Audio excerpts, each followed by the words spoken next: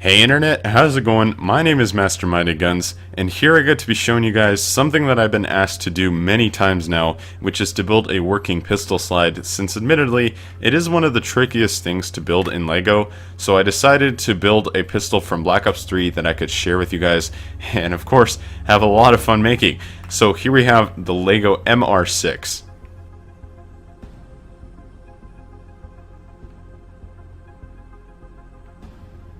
Now when I look at this gun, it doesn't really look all that different from modern day pistols, except for that big blocky part on the front, which is actually used to reduce the recoil when shooting, and apparently it has some cool tech inside which actually adds extra weight to the end of the gun and reduces the muzzle flip, which I thought was a really cool system.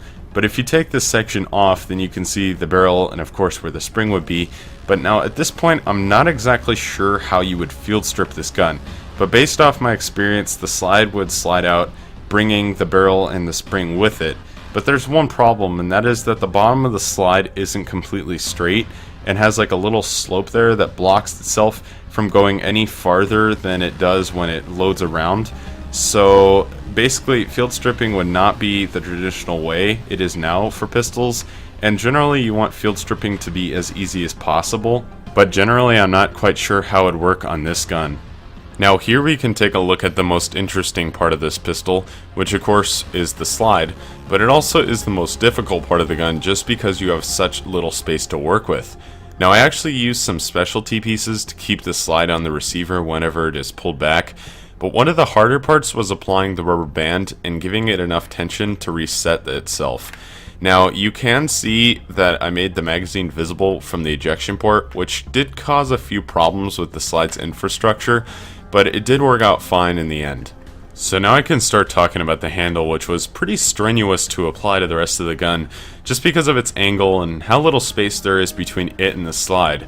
Now unfortunately the handle isn't very flush with the rest of the receiver, but it doesn't necessarily look that bad. So one cool thing about the handle is that it is big enough to fit a 3-stud wide magazine without making the handle like too big to hold, and really a 2-stud wide magazine is just too unrealistic and stupid looking, especially for a 40 caliber cartridge, so I had to make it 3 studs wide. The only unfortunate thing though is that the magazine had to be shaped differently to accommodate for the handle's different shape, but even with that change, it doesn't look that bad either. Right here we can take a look at some of the details on the receiver, which of course include the trigger, slide lock, a few red pieces, and some extra details on the side. Now on one of those red pieces it says 40 cal, which of course would refer to the 40 caliber pistol cartridge that is actually used today by the FBI due to its powerful round yet low recoil. Now one thing I noticed is that when in game you attach long barrel to the gun, it changes the caliber to 45 ACP, which is a more powerful round and is used on the SMG, the Chris Vector. So I thought I'd share that just because I thought it was kind of interesting. I'm not even sure if anyone noticed this, but on the front top of the slide, I actually left it open, and the reason I did this is just because, well, I like it this way and I think it looks really cool. There's nothing else to it. It's not actually this way on the real MR6, but on the M9 Beretta, almost the entire barrel is exposed through the slide and it looks really cool, so I kind of incorporated it here and I really like it. So if you're still watching this, of course at this point of the video we always check out the iron sights, and it's really nothing new and nothing interesting. Of course pistol iron sights are usually the most boring out of any gun ever, so here they are, and pretty much that's all I'm going to say about them. Well guys, it's once again that point in the video where, well, we're done with it. And usually we just end mid-set.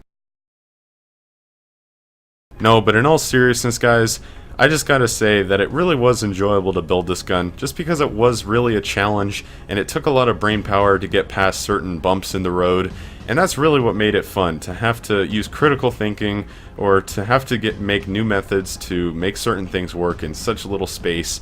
And that's really what's fun, so it's good to have those challenges every once in a while. So thank you guys for giving me that challenge, and thank you for watching, and I will see you guys in another video with another gun.